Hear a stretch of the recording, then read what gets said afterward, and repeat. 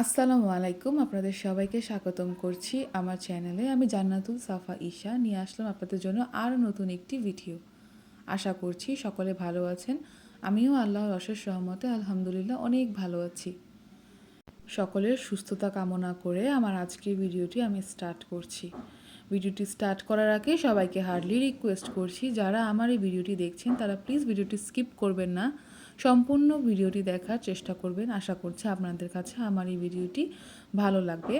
যদি ভালো লাগে তাহলে অবশ্যই একটি লাইক দিয়ে দিবেন। আপনার একটি লাইক আমার জন্য খুবই গুরুত্বপূর্ণ। আপনারই মতো আরও একজনের কাছে আমার ভিডিওটি পৌঁছে দিতে সাহায্য করে আপনার একটি লাইক। সকালে ঘুম থেকে উঠেছি প্রায় বেলা করে, যেহেতু বাবার বাসায় আছি তাই সকালে ঘুম থেকে উঠতে হয় না। একটু দেরি করে ঘুম থেকে উঠেছি, কোনো কাজও থাকে না, তাই উঠে কি করব ভাবছিলাম, একটু শুয়েই থাকি। তারপর শোয়া থেকে উঠে দেখলাম যে আব্বু আম্মুর রুমে চলে গেলাম।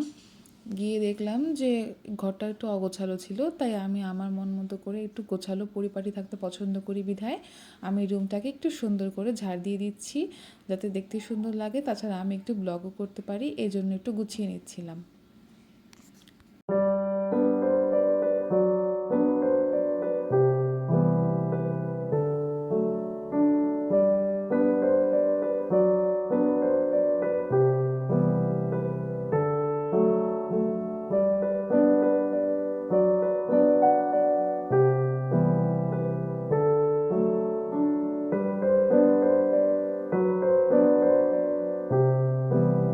এই তো এখন আমার রুমটা গোছানো প্রায় শেষ।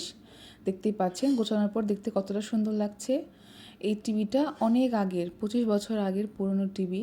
এটা বিয়ের সময় আমার নানা আমার আব্বু আম্মুকে গিফট করেছিল।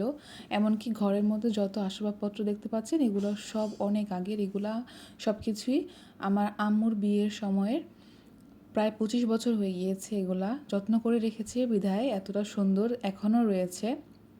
অবশ্য সব কিছু যত্ন করে রাখলেই, গুছিয়ে রাখলে অনেক বছর টেকসই হয়। তাছাড়া এগুলির সাথে অনেক স্মৃতি জড়িয়ে আছে, তাই আম্মু এগুলি আর চেঞ্জ করতে চায় না। এগুলি এখনও সুন্দর করে গুছিয়ে রেখেছে যাতে সারা জীবন ব্যবহার করতে পারে। তার ইচ্ছা এগুলি সে সারা জীবন ব্যবহার করবে, কারণ তার আব্বু এটা তাকে অনেক শখ করে দিয়েছে।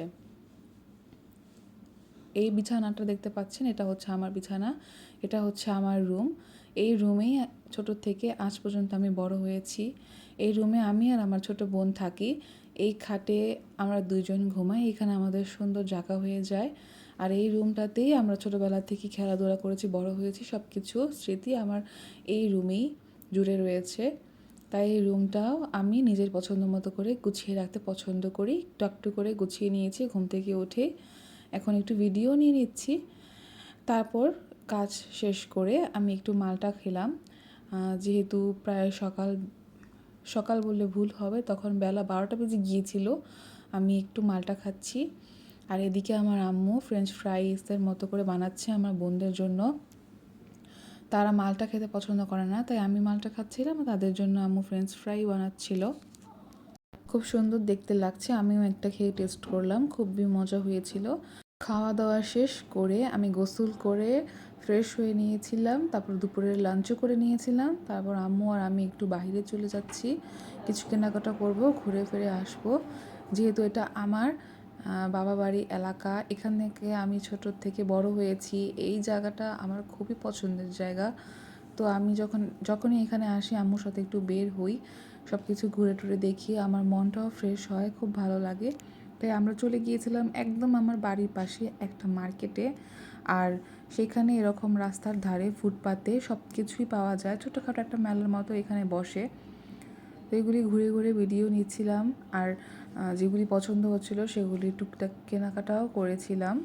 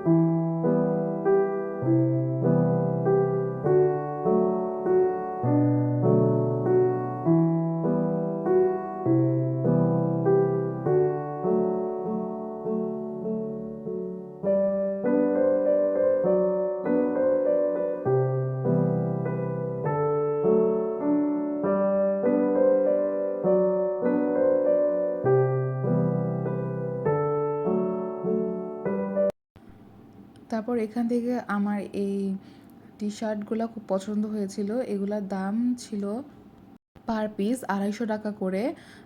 টি শার্ট প্যান্ট দুটাই পাওয়া যায়। আর এই থ্রি পিসগুলো 500 টাকা করে চাচ্ছিল, 500-600 এরকমই দাম ছিল। খুব ভালোই কালেকশন লেগেছে আমার কাছে, তবে এগুলো আমার সাইজে হয় না।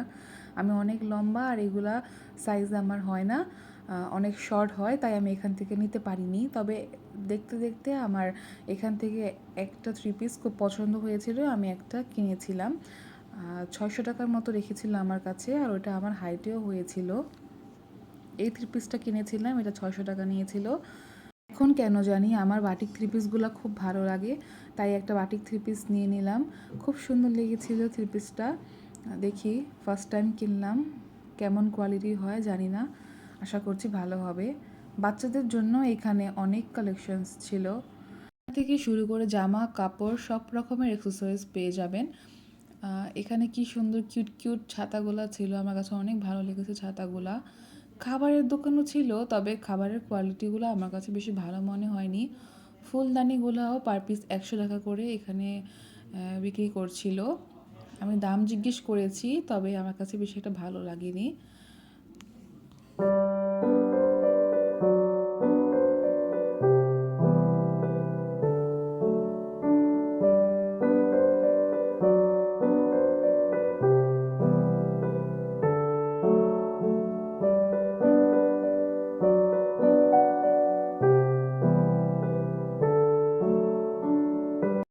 প্রায় অনেকক্ষণ ঘোরাফেরা করার পর অনেক কিছুই কেনাকাটা করা হয়েছে। হাতে প্রায় অনেক কিছু জিনিসপত্র ছিল, ঠিকভাবে ভিডিও করতে পারছিলাম না।